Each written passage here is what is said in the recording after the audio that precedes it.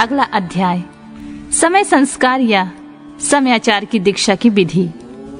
उपमन्यु कहते हैं, यदुनंदन, नाना प्रकार के दोषों से रहित शुद्ध स्थान और पवित्र दिन में गुरु पहले शिष्य का समय नामक संस्कार करे। गंध, वर्ण और रस आदि से विधि पूर्वक भूमि की परीक्षा करके वास्तुशास्त्र में बताई हुई पद्धति से वहां मंडप का निर्माण करे। मंडप के बीच में वेदी बनाकर 8 दिशाओं में छोटे छोटे कुंड बनाएं। फिर ईशान कोण में या पश्चिम दिशा में प्रधान कुंड का निर्माण करें। एक ही प्रधान कुंड बनाकर चंदोबा, ध्वज तथा अनेक प्रकार की बहुसंख्यक मालाओं से उन्हें सजाएं। तत्पश्चात वेदी के मध्य भाग में शुभ लक्षणों से युक्त मंडल बनाएं। लाल रंग का सुवर्ण आदि के चूर्ण से वह मंडल बनाना चाहिए। मंडल ऐसा हो कि उसमें ईश्वर का आवाहन किया जा सके। निर्धन मनुष्य सिंदूर तथा अगहनी या तिन्नी के चावल के चूर्ण से मंडल बनाए। उस मंडल में 1 या 2 हाथ का श्वेत या लाल कमल बनाए। 1 हाथ के कमल की कर्णिका 8 अंगुल की होनी चाहिए। उसमें केसर 4 अंगुल में हो और शेष भाग में अष्टदल आदि की कल्पना करें। 2 हाथ में कमल की कर्णिका आदि 1 हाथ वाले से दुगनी होनी चाहिए। उक्त वेदी या मंडप के ईशान कोण में पुनः एक वेदी पर 1 हाथ या आधे हाथ का मंडल बनाएं और उसे शोभाजनक सामग्रियों से सुशोभित करें। तत्पश्चात धान, चावल, सरसों, तिल, फूल और कुशा से उस मंडल को आच्छादित करें। उसके ऊपर शुभ लक्षण से युक्त शिव कलश की स्थापना करें। वह कलश सोना, चांदी, तांबा अथवा मिट्टी का होना चाहिए। उस पर गंध, पुष्प, अक्षत, कुश और दुर्वांकर रखे जाएं। उसके कंठ में सफेद सूत लपेटा जाए और उसे 2 नूतन वस्त्रों से आच्छादित किया जाए। उसमें शुद्ध जल भर दिया जाए। कलश में 1 मुट्ठा कुश अग्रभाग के ऊपर की ओर करके डाला जाए। सुवर्ण आदि द्रव्य छोड़ा जाए और उस कलश को ऊपर से ढक दिया जाए। उस आसन रूप कलश के उत्तर दल में सूत्र आदि बिना झारी या गड़ुआ वर्धनी विशिष्ट जलपात्र, शंख, चक्र और कमल दल आदि सब सामग्री संग्रह करके रखें। उक्त आसन मंडल के अग्रभाग में चंदन मिश्रित जल से भरी हुई वर्धिनी अस्त्रराज के लिए रखें। फिर मंडल के पूर्व भाग में पूर्ववत मंत्र युक्त कलश की स्थापना करके शिव की विधि पूर्वक महापूजा आरंभ करें। समुद्र या नदी के किनारे, गौशाला में, पर्वत के शिखर पर, देवालय में अथवा घर में या किसी भी मनोहर स्थान में मंडप आदि रचना के बिना पूर्वोक्त सब कार्य करें। फिर पूर्ववत मंडल और अग्नि की वेदी बनाकर गुरु प्रसन्न मुख से पूजा भवन में प्रवेश करें। वहां सब प्रकार के मंगल कृत्य का संपादन करके नित्य कर्म के अनुष्ठान पूर्वक मंडल के मध्य भाग में महेश्वर की महापूजा करने के अवनंतर पुनः शिव कलश पर शिव का आवाहन पूजन करें। पश्चिमाभिमुख यज्ञ रक्षक ईश्वर का ध्यान करके अस्त्रराज की वर्धनी में दक्षिण की ओर ईश्वर के अस्त्र की पूजा करें।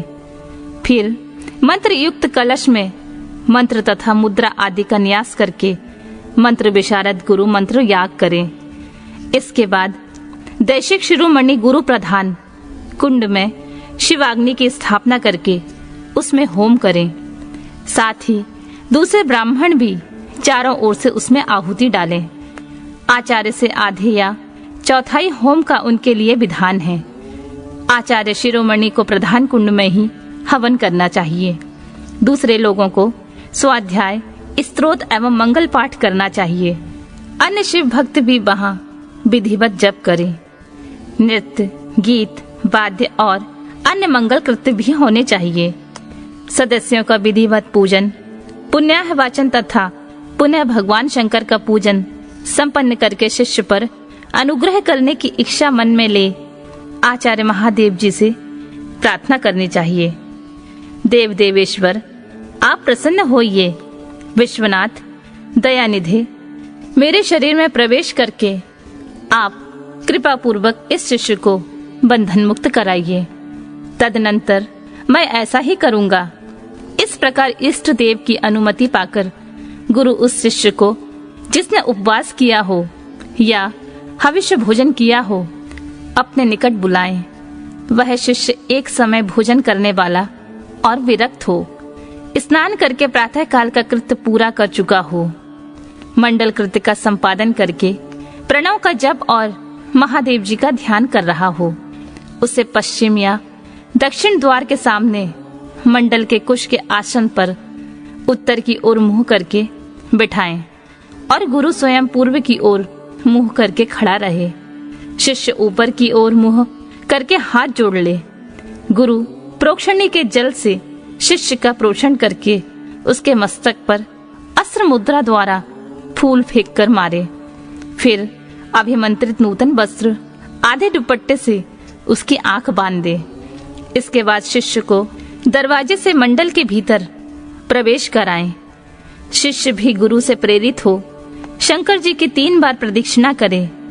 इसके बाद प्रभु को सुवर्ण मिश्रित पुष्पांजलि चढ़ाकर पूर्व या उत्तर की ओर मुंह करके पृथ्वी पर दंड की भांति गिरकर साष्टांग प्रणाम करे। तदनंतर मूल मंत्र से गुरु शिष्य का प्रोक्षण करके पूर्ववत अस्त्र मंत्र के द्वारा उसके मस्तक पर फूल से तारण करने के पश्चात नेत्र बंधन खोल दे। गुरु पुनः मंडल की ओर देखकर हाथ जोड़कर प्रभु को प्रणाम करे। इसके बाद शिव स्वरूप आचार्य शिष्य को मंडल के दक्षिण अपने बाएं भाग में कुश के आसन पर बिठाएं और महादेव जी की आराधना करके उसके मस्तक पर शिव का वरद हाथ रखें। मैं शिव हूँ, इस अभिमान से युक्त गुरु शिव के तेज से संपन्न अपने हाथ को शिष्य के मस्तक पर रखें और शिव मंत्र का उच्चारण करें। उसी हाथ से वह शिष्य के संपूर्ण अंगों का स्पर्श करें। शिष्य भी आचार्य रूप में उपस्थित हुए ईश्वर को पृथ्वी पर गिरकर साष्टांग प्रणाम करे। तदनंतर जब शिष्य शिवाग्नि में महादेव जी की विधिवत पूजा करके 3 आहुति दे ले, तब पुनः पूर्ववत शिष्य को अपने पास बिठा लें। कुशों के अग्रभाग से उसका स्पर्श करते हुए विद्या या मंत्र द्वारा अपने आप को उसके भीतर आविष्ट करें। तत्पश्चात महादेव जी को प्रणाम करके नाड़ी संघान करें। फिर शिव शास्त्र में बताए हुए मार्ग से प्राण का निष्क्रमण करके शिष्य के शरीर में प्रवेश की भावना करें। साथ ही मंत्रों का तर्पण भी करें। मूल मंत्र के तर्पणों के लिए उसी के उच्चारण पूर्वक 10 आहुति देनी चाहिए। फिर अंगों के तर्पण के लिए अंग मंत्रों द्वारा ही क्रमशः 3 आहुतियां दें। इसके बाद पूर्ण आहुति देकर मंत्रवेत्ता गुरु प्रायश्चित के निमित्त मूल मंत्र से पुनः 10 आहुतियां अग्नि में डालें। फिर देवेश्वर शिव का पूजन करके सम्यक आचमन और हवन करने के पश्चात यथोचित रीति से जातितः वैश्य का उद्धार करें। भावना द्वारा उसके वैश्यत्व को निकालकर उसमें क्षत्रियत्व की उत्पत्ति करें। फिर इस तरह क्षत्रियत्व का उद्धार करके गुरु उसमें ब्राह्मणत्व की उद्भावना करे।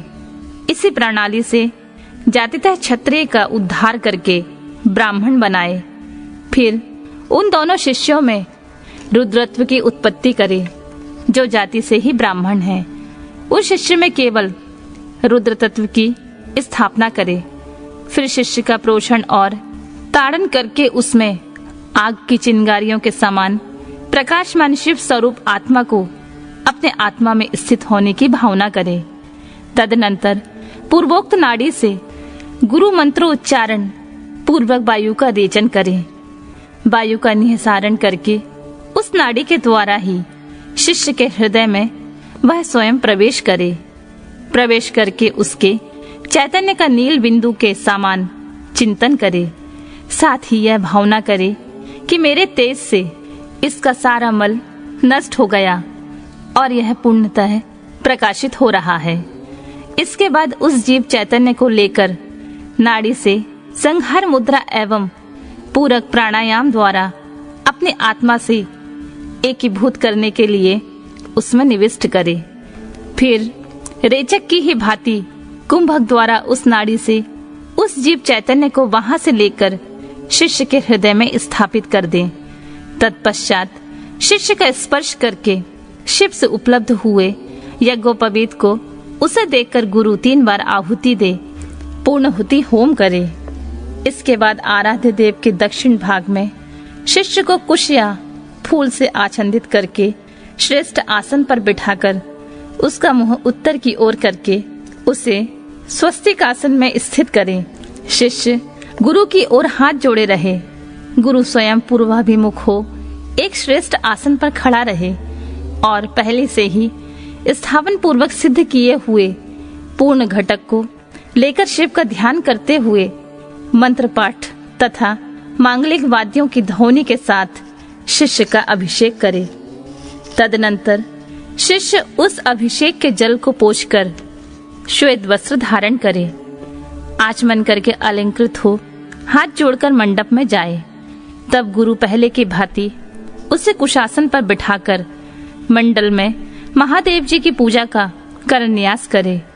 इसके बाद मन ही मन महादेव जी का ध्यान करते हुए दोनों हाथों में भस्म ले शिष्य के अंगों में लगाए और शिव मंत्र का उच्चारण करे। तदनंतर शिवाचार्य मातृका न्यास के मार्ग से शिष्य का दहन प्लावनादि सरलीकरण करके उसके मस्तक पर शिव के आसन का ध्यान करे और वहां शिव का आवाहन करके यथोचित रीति से उसकी मानसिक पूजा करे। तत्पश्चात हाथ जोड़कर महादेव जी से प्रार्थना करें, प्रभु आप नित्य यहाँ विराजमान हो। इस तरह प्रार्थना करके मन ही मन यह भावना करे कि शिष्य भगवान शंकर के तेज से प्रकाशित हो रहा है। इसके बाद पुनः शिव की पूजा करके शिवारूप निशैवी आज्ञा प्राप्त करके गुरु शिष्य के कान में धीरे धीरे शिव मंत्र का उच्चारण करे। शिष्य हाथ जोड़े हुए उस मंत्र को सुनकर उसी में मन लगाकर शिवाचार्य की आज्ञा के अनुसार धीरे धीरे उसकी आवृत्ति करे। फिर मंत्र ज्ञान कुशल आचार्य शाक्त मंत्र का उपदेश दे उसका सुखपूर्वक उच्चारण करवाकर शिष्य के प्रति मंगल प्रशंसा करे। तत्पश्चात संक्षेप में वाच्यवाचक योग्य के अनुसार ईश्वर रूप मंत्र का उपदेश देकर योगासन की शिक्षा दे। तदनंतर शिष्य गुरु की आज्ञा से शिव, अग्नि और गुरु के समीप भक्ति भाव से प्रतिज्ञा पूर्वक निन्यांकित रूप से दीक्षा वाक्य का उच्चारण करे। मेरे लिए प्राणों का परित्याग करना अच्छा होगा अथवा सिर कटा देना भी अच्छा होगा, किंतु मैं भगवान त्रिलोचन की पूजा किए बिना कभी भोजन नहीं कर सकता। जब तक मोह दूर ना हो तब तक वह भगवान शिव में ही निष्ठा रखकर उन्हीं के आश्रित हो नियम पूर्वक उन्हीं की आराधना करता रहे। फिर भगवान शिव ही उसे योगक्षेम प्रदान करते हैं। ऐसा करने में उस शिष्य का नाम समय होगा। उसे शिवाश्रम में रहने का अधिकार प्राप्त होगा। वहां रहने वाले शिष्य को गुरु की आज्ञा का पालन करते हुए सदा उनके वश में रहना चाहिए। इसके बाद गुरु का करन्यास करके अपने हाथ में भस्म ले मूल मंत्र का उच्चारण करते हुए उस भस्म तथा रुद्राक्ष को अभिमंत्रित करके शिष्य के हाथ में दे दें। साथ ही महादेव जी की प्रतिमा अथवा उनका गूढ़ शरीर, लिंग अथवा यथासंभव पूजा, होम, जप एवं ध्यान के साधन भी दे दें। फिर वह शिष्य भी शिवाचार्य से प्राप्त हुई उन वस्तुओं को उन्हीं की आज्ञा से बड़े आदर के साथ ग्रहण करे, उनकी आज्ञा का उल्लंघन ना करे। आचार्य से प्राप्त हुई सारी वस्तुओं को भक्ति भाव से सिर पर रखकर ले जाएं और उनकी रक्षा करें। अपनी रुचि के अनुसार मठ में या घर में शंकर जी की पूजा करता रहे। इसके बाद गुरु भक्ति, श्रद्धा और बुद्धि के अनुसार शिष्य को शिवाचार्य की शिक्षा दी। शिवाचार्य ने समयाचार के विषय में जो कुछ कहा हो जो आज्ञा दी हो तथा और जो भी कुछ बातें बताई हो उन सबको शिष्य शिरोधार्य करे। गुरु के आदेश से ही वह शिवागम को ग्रहण कर पाठन एवं श्रवण करे, ना तो अपनी इच्छा से करे और न दूसरों की प्रेरणा से ही। इस प्रकार मैंने संक्षेप में समाख्यान संस्कार समयाचार की दीक्षा का वर्णन किया है। यह मनुष्य को साक्षात शिवधाम की प्राप्ति कराने के लिए सबसे उत्तम साधन है।